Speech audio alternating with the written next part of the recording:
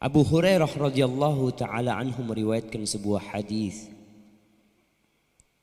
bahwa ada seorang laki-laki yang datang menjumpai Rasulullah sallallahu alaihi wasallam lalu mengatakan, "Ausini,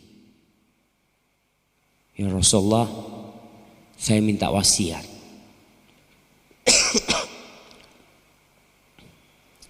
Maka yang antum kalau datang ketemu ustadz itu minta wasiat, minta nasihat. Sebagian orang kalau datang jumpain ustadz minta amalan, Ustaz. Minta amalan supaya cepat kaya, Ustadz. Masya Allah. Padahal tahu ustadznya nggak kaya-kaya. Dia minta amalan supaya cepat datang jodohnya. Minta nasihat. Masya Allah, jazakallah khair. Ana mau coba dulu airnya, jangan.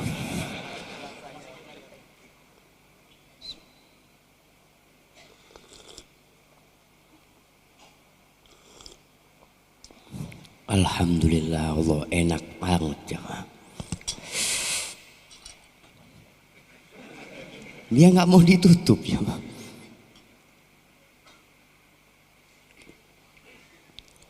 Baik, kita minta amalan kepada seorang ustadz. Silahkan. Para sahabat juga minta amalan. Sebagian minta wasiat. Apa kata Nabi SAW? La taghdab. Jangan marah. Lalu sahabat ini merasa wasiatnya kok cuma satu. Dia ingin banyak wasiat. Faraddada miraran. Dia ulangin. Ausini ya Rasulullah. Qala la taghdab. Kamu jangan marah. Subhanallah. Hadis diriwayatkan Imam Bukhari. Kenapa Nabi memberikan wasiat jangan marah? Ternyata amarah ini membuka pintu-pintu keburukan.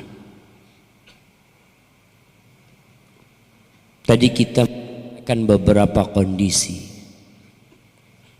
Ada seorang suami yang akhirnya menceraikan istrinya gara-gara marah.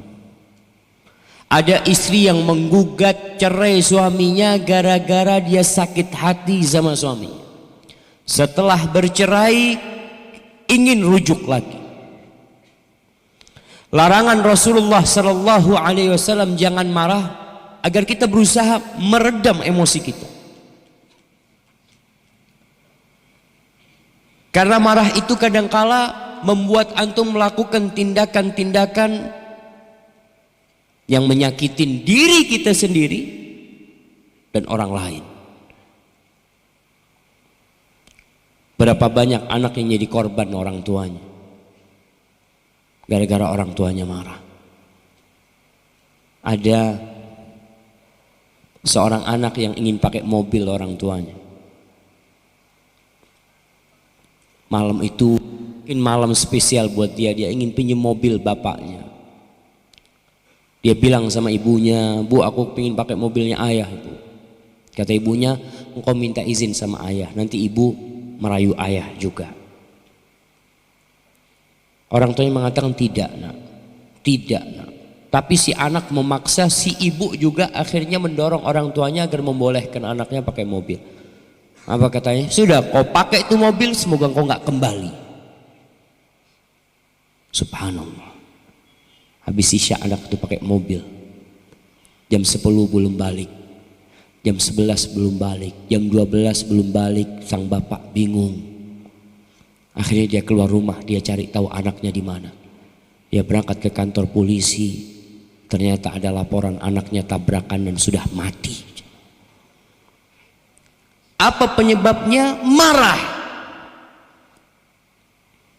Padahal Rasulullah sallallahu alaihi wasallam menyebutkan di antara doa yang mustajab itu da'watul walidi ala waladi.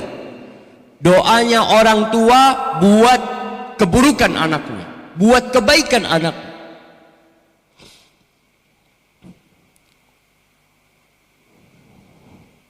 Sebagian ulama menyebutkan bahwa cepatnya amarah dalam merusak orang yang berakal itu, gara-gara marah dia jadi rusak orang ini, seperti cepatnya api membakar rumput yang kering. Antum mau tarik udah kebakar semuanya. Bapak mau tarik doanya udah mati anaknya. Suami mau menyelamatkan istrinya udah tewas istri dia sendiri. Gara-gara amarah dia. Maka ketika seorang marah, sulit dia mau mencabut amarah dia. Kenapa? Akal sehatnya hilang. Yang mendikte dia itu nafsunya, sehingga dia melakukan tindakan yang menghinakan dirinya, yang pada akhirnya hanya ada penyesalan dari diri dia. Antum lihat marah, ana nggak marah aja, tapi kecewa kadang. Dampak amarah itu dari wajah orang itu kelihatan. Alisnya naik, matanya memerah, kupingnya juga merah, kerut keningnya begitu kuat, lisannya jadi kotor. Dia nggak bisa ngontrol. Ada perubahan di tangan. Antum lihat orang kalau marah itu, masya Allah, tangannya itu mengepal, dia siap melemparkan piring ke depan. Makanya kalau punya ibu-ibu, kalau punya suami yang suka marah di rumahnya, beli piring plastik. Jadi kalau suaminya mau lempar piring, ya alhamdulillah aman lah.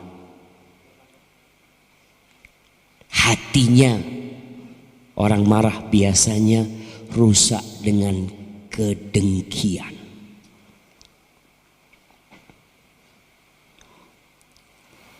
Maka Nabi SAW mengatakan, la taghdab, jangan marah. Kalau kita melihat kondisi manusia dalam marah, ternyata ada marah yang dibolehkan. Kita harus marah. Ada 4 kondisi manusia. Marah karena Allah, marah karena Allah dan karena dirinya sendiri. Ada marah karena dirinya sendiri. Dan ada manusia yang tidak marah untuk Allah dan tidak marah untuk dirinya sendiri. Seperti apa contoh marah karena Allah? Kita tuh lebih sering marah untuk diri kita sendiri. Antum coba evaluasi hidup antum dari mulai balik sampai sekarang. Pernahkah antum marah karena Allah? Seperti marah ketika melihat kemaksiatan, melihat anak tidak sholat, melihat istri tidak sholat, melihat teman tidak sholat. Kita mau masuk bulan Ramadan, lihat temannya nggak puasa, muslim ngakunya, tapi nggak puasa, antum diem aja, makan dengan nyaman dia, tanpa menghormati teman-temannya yang puasa, main judi, nggak marah. Seharusnya ketika itu antum marah. Nabi Musa alaihissalam pernah marah. Di surat Al-A'raf ayat 150 Allah mengatakan, walamma raja'a Musa ila qaumihi ghadbana asifa. Ketika Nabi Musa pulang setelah berjumpa dengan Allah Azza wa Jal, setelah membawa wahyu Taurat, dia pulang malamnya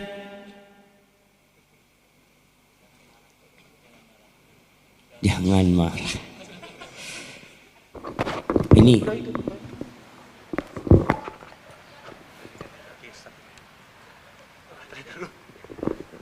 baterainya.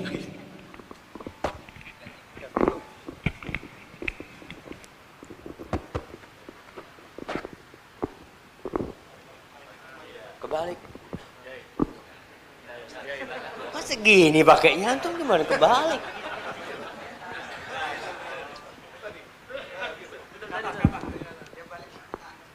Gini.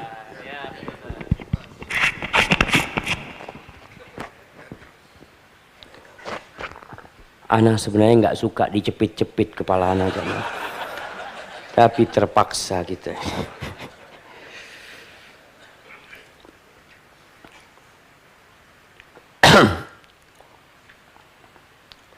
Nabi Musa pulang dalam kondisi marah. Qala bisa ma khalaftumuni min ba'di. Betapa buruknya kalian yang ditinggal sama aku malah nyembah berhala itu. Marah ketika mendapatkan kaumnya menyembah berhala. Wa alqal alwah. Lihat Nabi Musa marah ketika itu sampai kayu-kayu yang bertuliskan, papan-papan yang bertuliskan Taurat itu dilemparkan sama Nabi Musa alaihissalam. Marah, dia nggak tahan. Wa akhadha bi ra'si akhihi yajurruhu ilai. Kepala sama jenggotnya Nabi Harun itu ditarik sama Nabi Musa alaihissalam. Qala ibna umma, kata Nabi Harun, wahai anak ibuku, innal qauma stad'afuni. Bukannya aku tidak mengingkari kemungkaran, aku mengingkari kemungkaran tersebut. Tapi ya, aku dianggap lemah oleh mereka. Terus ganti. Anak ganti nggak apa-apa aja.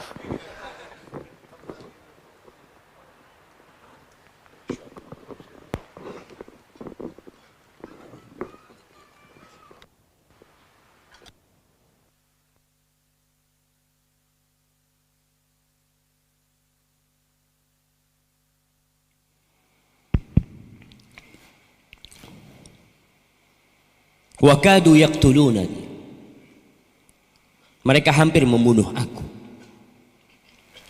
Maka Nabi Harun menceritakan apa sebenarnya yang terjadi. Tapi Nabi Musa udah marah duluan karena dia melihat mereka menyembah berhala.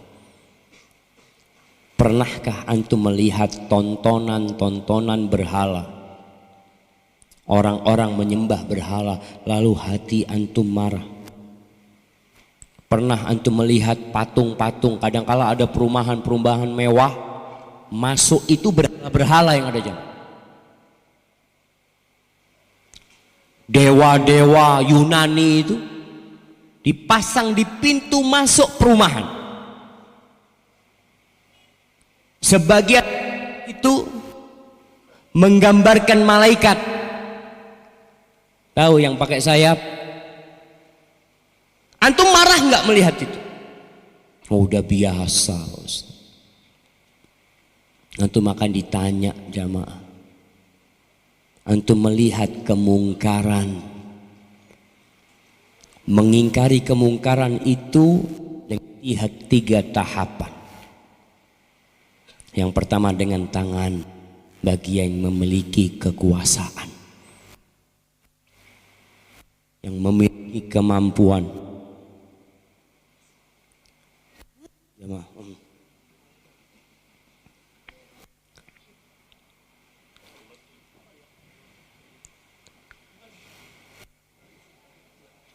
Ada apa di belakang?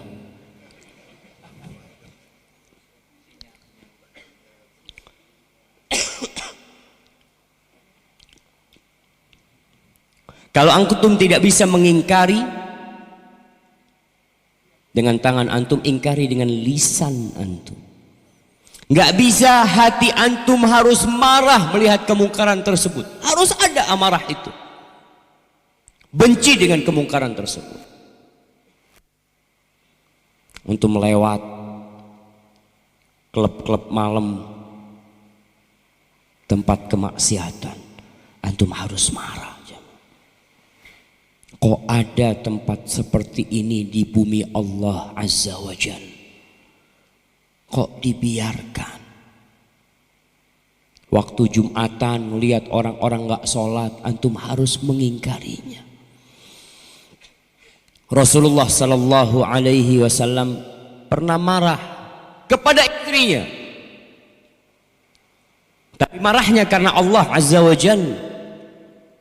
Dalam hadis Bukhari dan Muslim, Rasulullah Sallallahu Alaihi Wasallam masuk ke rumahnya, dilihat Aisyah radhiyallahu taala anha memasang tirai-tirai di rumahnya yang ada gambar bernyawa. Nabi masuk, fatalawwana wajhuhu, wajahnya berubah, marah. Thumma tanawala sitra fahataka, itu tirai ditarik sama Nabi sallallahu alaihi wasallam. Wa qala Nabi sallallahu alaihi wasallam, Aisyah menceritakan ketika itu Nabi mengatakan alaihi salatu wassalam, min asyaddin nasi azaban yaumal qiyamah alladzina yusawwiruna hadhihi suwar. Termasuk orang yang paling pedih siksanya pada hari kiamat, orang yang gambar-gambar ini. Marah Nabi SAW. Tapi kalau Nabi dikasih makanan kurang enak sama istrinya, Nabi nggak marah. Tapi kalau urusannya sama Allah, beliau marah. Ahibati fillah, itu marah karena Allah. Ada marah karena Allah dan karena diri sendiri. Seperti apa? Ketika antum mengamalkan sunnah kemudian antum dicela. Antum pakai jenggot. Lalu sahib mengatakan, kambing yang kemarin itu kok belum datang ya?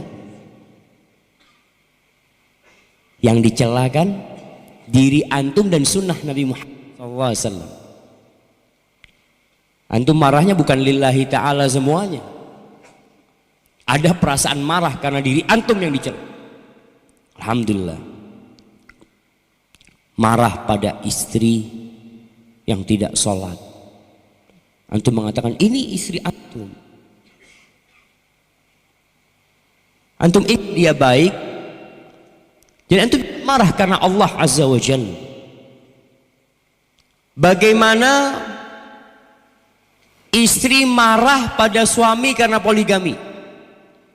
Marah karena Allah apa karena diri sendiri? Karena diri sendiri. Ibu-ibu, ada wanita-wanita yang tahu suaminya tidak baik, bahkan mungkin suaminya main perempuan. Bertahun-tahun dia tahu, ya dia marahlah. Tapi suatu hari dia dengar suaminya kawin lagi. Dia lebih marah ketika dengar suaminya kawin lagi daripada main wanita pada masa lalu. Ini marah yang salah. Sebagian di antara perempuan langsung gugat cerai. Dengar suaminya kawin lagi langsung gugat cerai. Sejak dulu engkau mendengar suamimu bermain wanita, engkau nggak pernah gugat cerai. Kenapa? Ya, ana berharap suami dapat hidayah, Pak Ustaz. Tapi kalau suami kawin lagi, ya halal kan Ustaz, mau gimana dapat hidayah? Oh, dia lakukan halal. Ya sudah gugat cerai. Subhanallah. Maka dia pura-pura marah karena Allah, padahal marah untuk dirinya sendiri.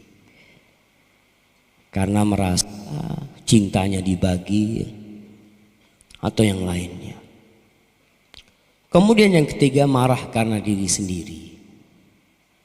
Karena urusan kehormatan dirinya, urusan dengan teman-temannya. Yang seperti inilah yang diperintahkan untuk menahan amarah.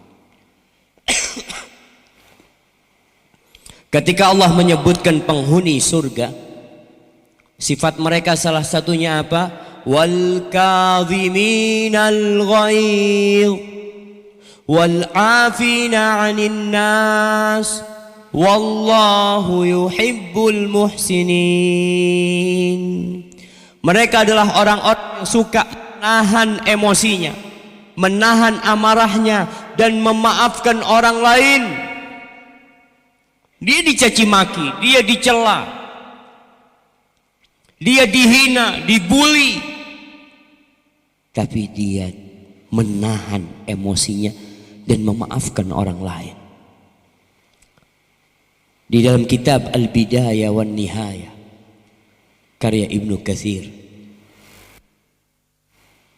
dia menceritakan kisah Ali ibn Husain ibn Ali yang dikenal dengan sebutan Zainal Abidin, Ali Zainal Abidin, cicitnya Rasulullah sallallahu alaihi wasallam. Suatu hari dia mau sholat,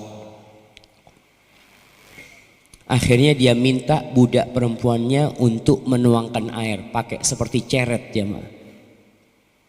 Nggak seperti sekarang, masya Allah jamaah, masya Allah. Itu harus bersyukur Allah. Saat ini kita merasakan nikmat, kelezatan kehidupan dunia ini yang tidak pernah dirasakan oleh Fir'aun. Antum mau ngelihat sekarang, masya Allah, mau minum ada kulkas. Sepanjang tahun antum bisa makan buah-buahan. Mau tidur ada AC. Zamannya Fir'aun udah pakai AC. Fir'aun nggak ada. Makanya kalau ngelihat kisah Fir'aun, mesti Fir'aun nggak pakai baju karena kepanasan dia. Ada yang kipas-kipas dia. Sekarang masya Allah, sampai orang miskin pun bisa menikmatin buah-buahan sepanjang tahun. Pernah antum lihat buah apel itu habis di pasar? Nggak ada. Buah anggur pernah habis dari pasar sepanjang tahun, antum bisa ngelihat. Pada masa itu mereka hanya bisa menikmati buah ketika musim saja. Sekarang masya Allah. Ini kisahnya Ali bin Husain, lagi diambil wudhu, dituangin air. Tahu-tahu ceretnya itu jatuh, menimpa wajah tuannya, ini Ali bin Husain, sampai terluka. Ali bin Husain langsung melihat ke atas. Dia lihat ini budaknya. Lalu budaknya mengatakan, Allah berfirman, wal kadhibinal ghaidh, orang-orang yang suka menahan emosinya. Apa kata Ali? Qad kadzabtu ghaidhi, aku sudah tahan emosiku. Lalu budak ini mengatakan, wal afina 'anin nas,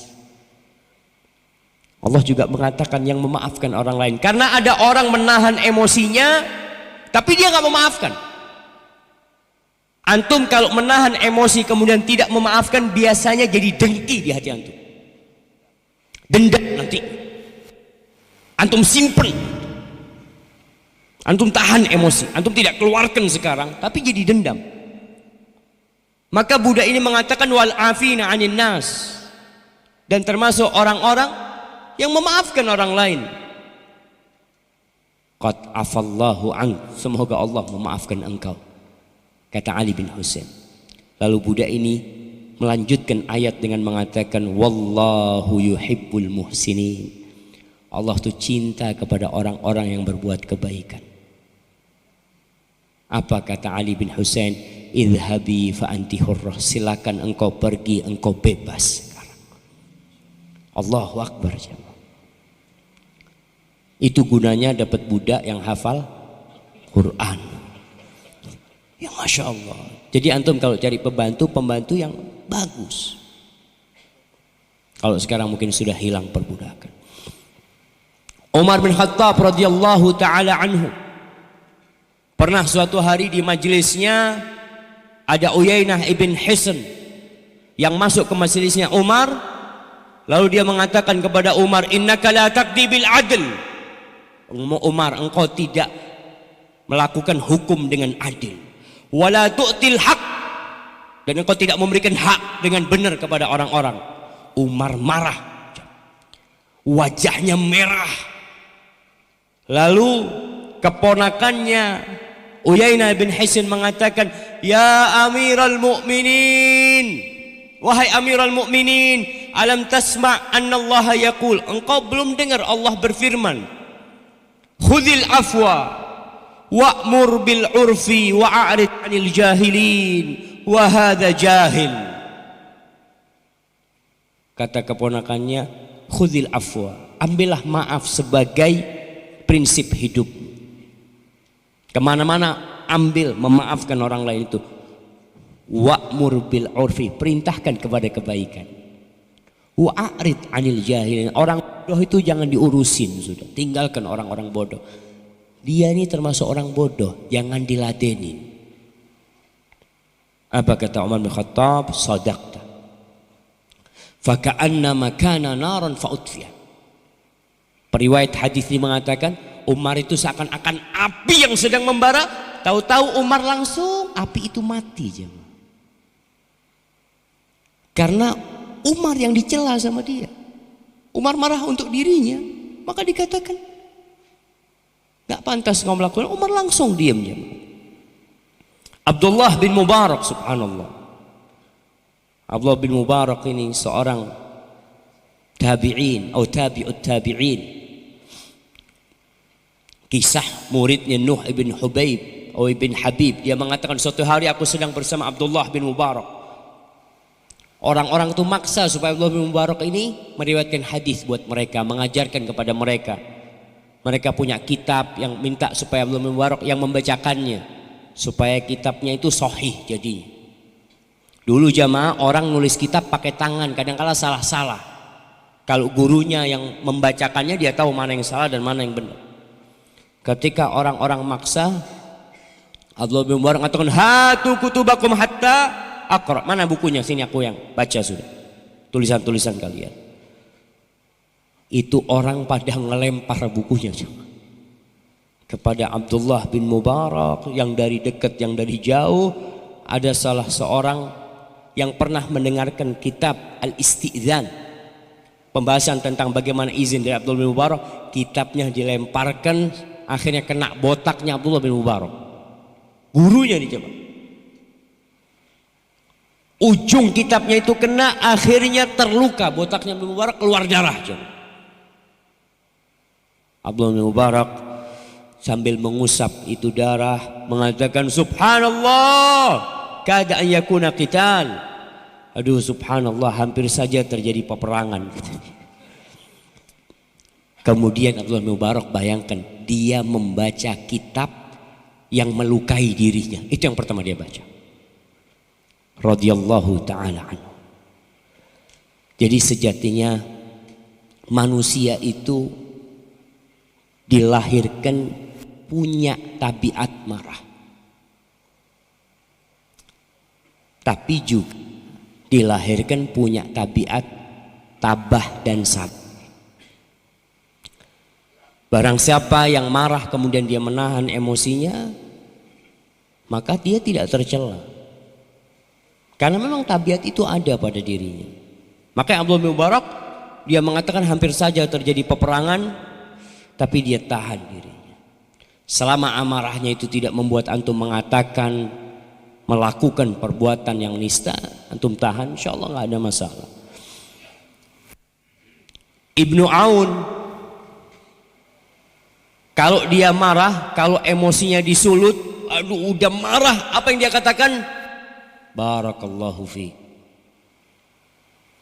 Antum kalau marah ngomong apa? Barakallahu fi. Bisa ngomong kayak gitu jangan. Barakallahu fiik itu untuk yang berbuat baik Ustaz. Yang berbuat buruk ya mungkin laknatullah alaik. Jangan. Dia memberikan contoh. Barakallahu fiik. Pernah suatu hari dia punya budak, masa perbudakannya. Kadang-kala budaknya ini disuruh nggak nurut. Marah ini Aun bin Abdullah. Marah sama budaknya. Sehingga kalau dia melihat budaknya itu tidak melaksanakan perintahnya, apa kata majikannya? Ma ashbahaka bimaulak. Engkau betapa mirip sama majikanmu. Siapa majikannya? Dia. Engkau betapa mirip sama majikanmu. Anta ta'sini, engkau bermaksiat kepada aku, nggak nurut sama aku. Wa ana a'sillah, dan aku berbuat maksiat kepada Allah Azza wa Jalla. Dia meredam emosinya sambil mengatakan itu. Engkau mirip sama aku. Memang orang yang suka marah, yang kadang-kadang dia melihat temannya menyakitin dia, atau pembantunya nggak nurut sama dia, tukangnya tidak taat sama dia, ingat engkau juga taat sama Allah Azza wa Jalla. Semoga itu bisa meredam emosimu. Kalau marahnya sudah sampai puncaknya, Aun mengatakan anta hurrun liwajhillah, engkau bebas, sudah sana pulang sudah. Engkau bebas. Ahibati fillah. Tadi kondisi yang keempat, ada orang yang tidak marah untuk Allah dan tidak marah untuk dirinya sendiri. Ini orang sakit.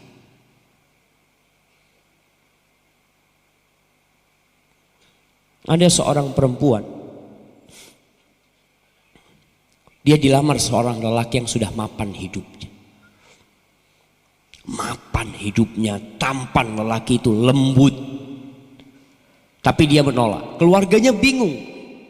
Kenapa engkau nggak mau yang itu laki itu? Orangnya bagus, kata dia, lembut orangnya. Nggak mau, kata dia. Sampai akhirnya didatangkan psikiater untuk tanya sama dia. Apa kata perempuan ini? Aku nggak mau sama dia karena dia kok mirip sama aku. Lelaki itu kok kayak perempuan, terlalu lemah gemulai. Jadi nggak baik antum terlalu lembut. Maka ada orang yang nggak pernah marah, nggak buat dirinya, nggak buat Allah Azza wa Jalla. Keberadaannya seperti tidak ada. Antum mau jadi yang mana? Marah karena Allah Azza wa Jalla. Kalau antum marah karena diri sendiri, tahan emosi antum. Apa keutamaan menahan emosi kita? Yang pertama, masuk surga. Rasulullah sallallahu alaihi wasallam mengatakan kepada seorang sahabat, la taghdab walakal jannah. Engkau jangan marah, kamu masuk surga. Apa yang kita cari dalam kehidupan ini? Dikasih tawaran masuk surga antum. Pokoknya jangan marah. Tapi karena Allah tetap antum marah. Marah yang karena diri sendiri. Di surat Syura ayat 37 Allah menyebutkan calon-calon penghuni surga. Apa kata Allah? Walladzina yajtanibuna kabairal itsm wal fawahish. Calon penghuni surga adalah orang-orang yang menghindari dosa-dosa besar, dosa-dosa yang keji, perzinaan dan yang semisal. Wa idza ma ghadibu hum yaghfirun.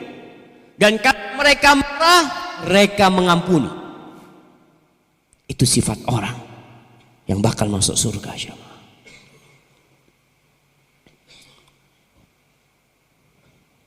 Mu'ad bin Anas radhiyallahu anhu meriwayatkan bahwa Rasulullah sallallahu alaihi wasallam mengatakan, man kadhama ghaidhan, barang siapa yang menahan emosinya, wa huwa qadirun ala an yunaffidha, Padahal dia mampu melampiaskan emosinya.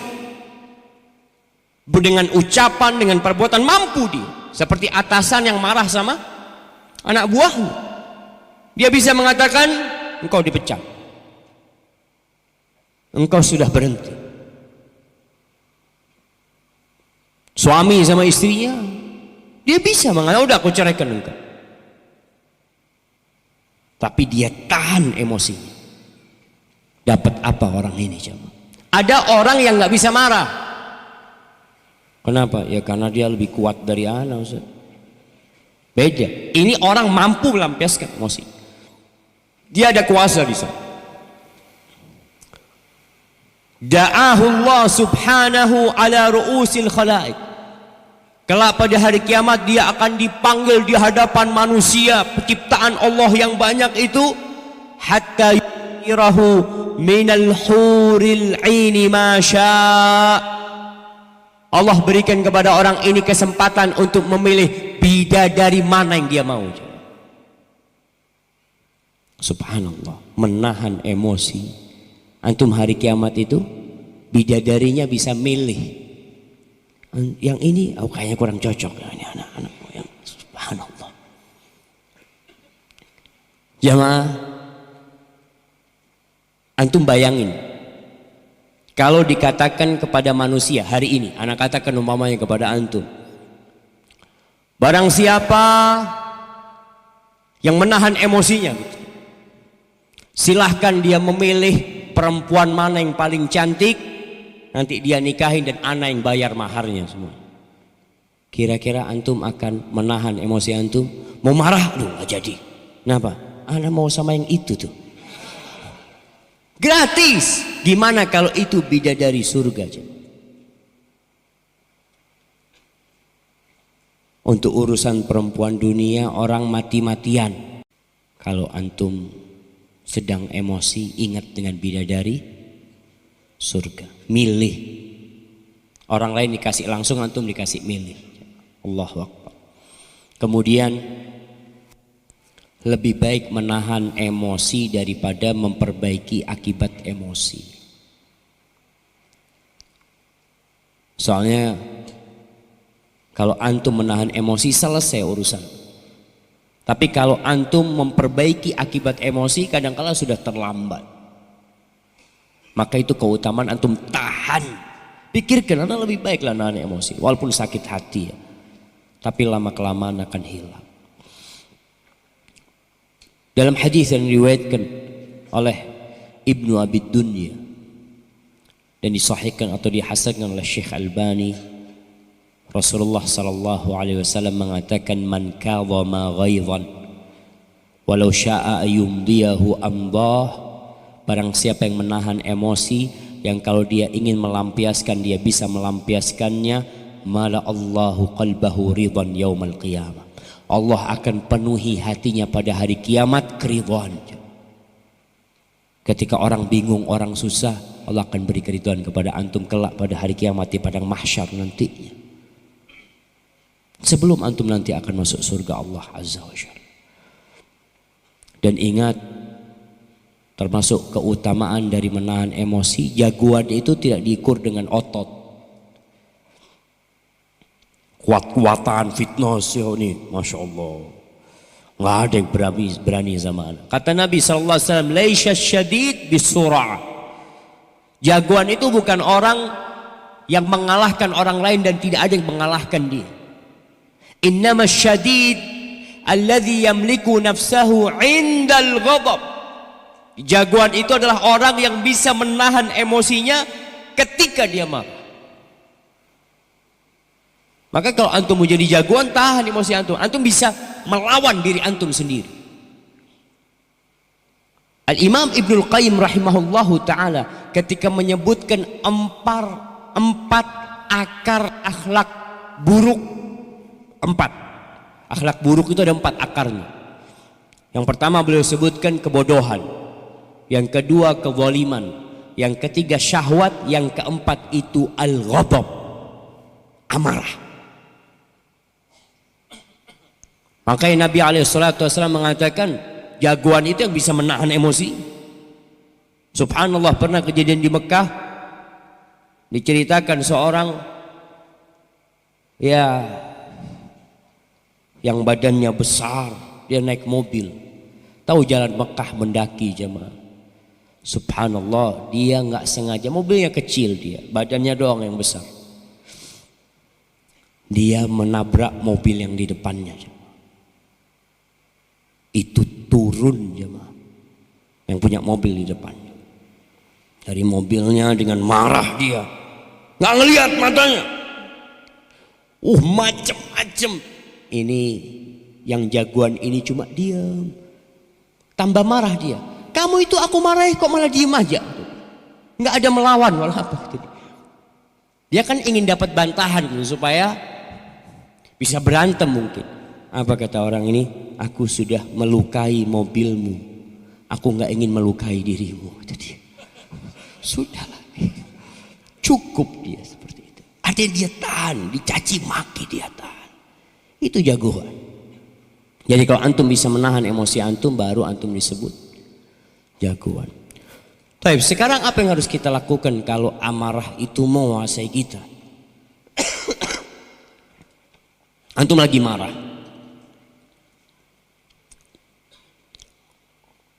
ingat dengan keutamaan menahan emosi.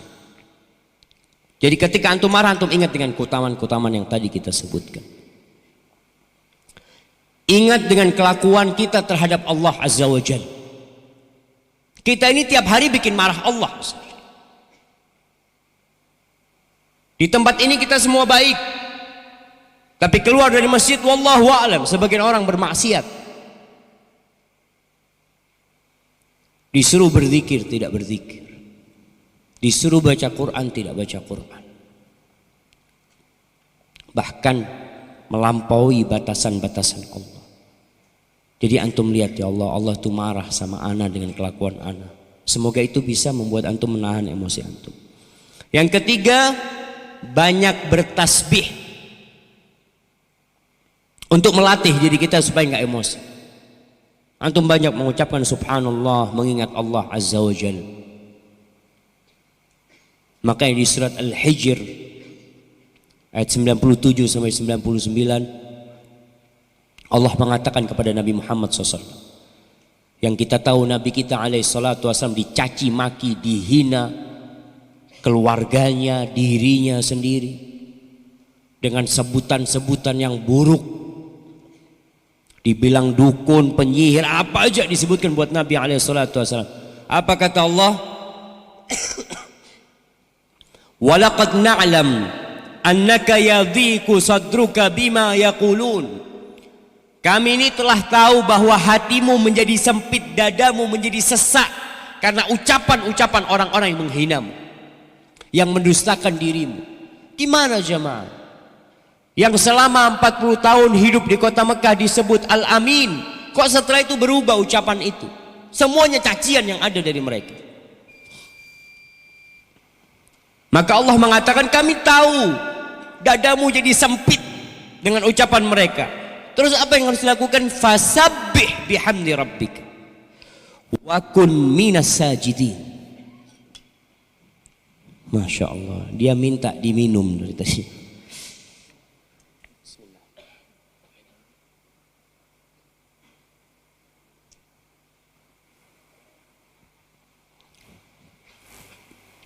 Allah perintahkan kepada nabinya untuk bertasbih dan sholat. Jadilah engkau orang-orang yang suka sujud. Jadi kalau ada di antara kita yang mengatakan, Ustaz, ana ini susah menahan emosi, banyak bertasbih dan banyak sholat. Wa'bud rabbaka hatta ya'tiyakal yaqin. Dan sembahlah Rabbmu sampai keyakinan itu datang kepadamu, sampai itu datang. Antum ketika sholat, ruku, apa yang antum baca? Subhana rabbiyal azim. Subhana rabbiyal azim wa bihamdi. Ketika sujud itu mengatakan subhana rabbiyal a'la wa bihamdi. Tasbih. Maka insya Allah itu akan membuat diri antum lebih penyabar.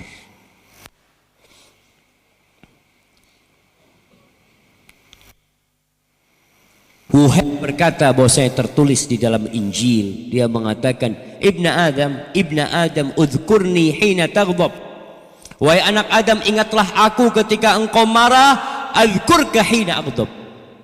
Aku akan ingat kepadamu ketika aku marah. Jadi kalau kita ingat sama Allah ketika kita marah, kita tahan, Allah ingat sama kita. Berusahalah untuk menahan si kita. Baik, yang selanjutnya, kalau antum marah, diam.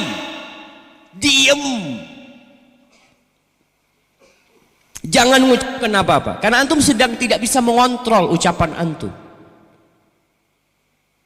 Dalam hadis riwayat Ahmad, Rasulullah sallallahu alaihi wasallam mengatakan, "Idza ghadiba ahadukum falyaskut." Beliau mengatakan, "Alimu, kalian ajarkan ilmu. Wa basyiru, kalian berikan kabar gembira kepada orang-orang." Ini kepada para sahabat yang hendak berdakwah. "Wala tu'assiru," dan jangan menyulitkan orang. Kalau marah, seorang di antara kalian diam. Kadang-kala ustadz marah, mungkin dicaci maki, dicela, ya, dikomentari dengan komentar yang negatif, yang buruk. Ingat, antum pun kalau ada komentar-komentar negatif di dunia maya sana, jangan menimpali komentar orang. Ini buat teman-teman juga. Kalau lihat ada komentar negatif, jangan dikomentarin lagi, jangan dijawab. Supaya apa? Supaya hilang. Jadi kalau antum tidak komentari, selesai dia. Dia kok nggak ada yang ngomentarin ya? Apa kurang kasar omongan anak? Antum diemin. Nabi alaihissalatu wasallam mengatakan falyaskut.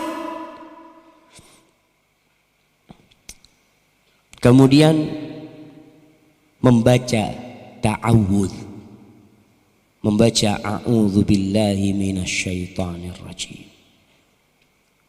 Ini diriwayatkan dalam hadis riwayat Bukhari dan Muslim. Jadi antum ketika marah, antum tahan diri, baca a'udzubillahi minasyaitonir rajim. Kalau dalam dunia ilmu nafs, psikologi, mereka itu nyuruh menghitung sampai 10. 1, 2, 3, 4, 5, 6, 7, 8, 9, 10. Antum jangan ngitung. Antum baca a'udzubillahi minasyaitonir rajim, a'udzubillahi minasyaitonir rajim, a'udzubillahi minasyaitonir rajim. Sebagian orang suruh ngitung sampai 100, masih marah. 11, 12, 13. Itu istri antum enggak ngeliat antum ngitung, hitung apa ini ya? Maka jangan ngitung antum. Antum baca a'udzubillahi minasyaitonir rajim sambil bertasbih. Nabi alaihissalatu wassalam mengatakan,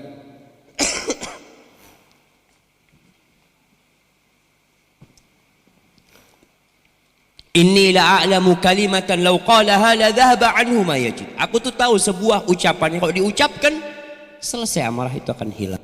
A'udzu billahi minasyaitonir rajim. Kemudian yang selanjutnya merubah posisi dari berdiri duduk. Kalau antum marah dalam kondisi berdiri, antum langsung duduk. Abu Dzar Al-Ghifari yang meriwayatkan hadis ini, pernah suatu hari mungkin di Madinah, dia minta tolong sama orang-orang di masjid, anak mau minta tolong, anak lagi bikin kolam tempat air ya, tempat nampung air, butuh bantuan teman, kata dia. Datang sohib ini mau bantuin jemaah, dia bantuin, subhanallah. Ternyata bukan bantuin, tambah rusak kolam air itu. Coba. Airnya keluar. Itu Abu Dzar. Dia meriwayatkan hadis ini. Kalau marah dalam kondisi berdiri, langsung duduk. Duduk masih marah, rebahan. Itu Abu Dzar langsung duduk. Coba. Dia mau minta tolong supaya selesai, tambah rusak ini kolamnya. Duduk masih marah, langsung tiduran di tanah Abu Dzar. Allah. Tapi itulah mengamalkan sunnah jamaah. Jadi kalau antum sedang marah di pinggir jalan ya, ada orang nabrak mobil antum gitu ya, Antum keluar marah, aduh antum duduk di bawah. Masih marah antum tidur aja di jalan dulu. Allah. Jangan guling-guling. Ini sunnah. Ini sunnah. Hilang insyaallah amarahnya tersebut. Dan subhanallah ya, orang ketika belajar sunnah itu biasanya akan lebih mudah memaafkan orang lain. Kisah seorang polisi Masya Allah yang udah ngaji sunnah. Dia lagi naik mobil ditabrak sama orang belakangnya. Ya orang yang nabrak itu gak sengaja aja. Tapi takdir Allah dia nabrak. Ketika dia nabrak, Allah keluar seorang dengan pakaian polisi. Aduh, panjang urusannya sudah. Tapi apa kata polisi tersebut? Nggak apa-apa, kamu nggak apa-apa. Nggak apa-apa. Alhamdulillah, sudah nggak apa-apa. Silahkan dilanjutkan jalannya. Masya Allah, baru ada polisi kayak gini. Ngaji soalnya polisinya. Maka kalau ngaji itu jadi paham gitu loh. Bukan ngelihat, oh ini fulus, ini bisa. Karena dia udah ngaji. Sehingga dia tahu bahwasanya orang itu menabrak juga tidak dengan sengaja. Dan mungkin polisi ini ingat dengan bidadari. Ya, alhamdulillah. Kemudian kalau masih marah, wudu. Dalam sebuah hadis yang memang hadis ini didhaifkan oleh sebagian ulama, riwayat Abu Dawud dan Ahmad, Rasulullah sallallahu alaihi wasallam mengatakan idza ghadiba ahadukum falyatawadda fa innamal ghadab minan nar. Apabila seorang di antara kalian marah, hendaklah dia berwudu karena amarah itu dari api.